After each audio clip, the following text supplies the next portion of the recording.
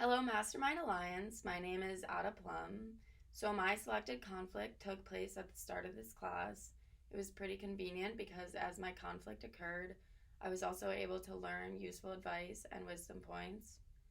The conflict was with my former roommate, and as you have heard in my previous presentation and maybe in class, we were best friends. However, we did not live well together. The most useful wisdom point I found helpful during this conflict was definitely empathy. I began to see my roommate as a monster because of the conflicts that occurred while living with her.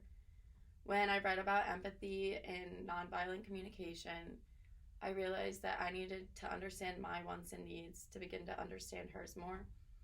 I began to see her as more of a human with needs once I was able to empathize with her and understand what she wanted. I also learned that it is normal to find it hard to empathize with those who you are closest with. I began to see how neither of our needs were being met by not empathizing and avoiding the conflict as a whole. Fortunately, we were able to find a compromise and we ended up deciding not to live with each other, which made it really beneficial because we almost got closer once we moved out. After we moved out, it brought us a lot closer because we were able to decide to hang out on our own terms and in more of a positive space than our negative space that we had in the house due to the conflict.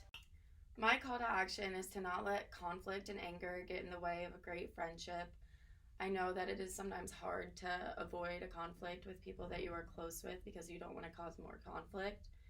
But I was able to resolve this conflict in a positive way using the wisdom points that I learned in class, which was specifically empathy. And I hope that everyone else was able to find peace with their selected conflict throughout the class like I did. Thank you.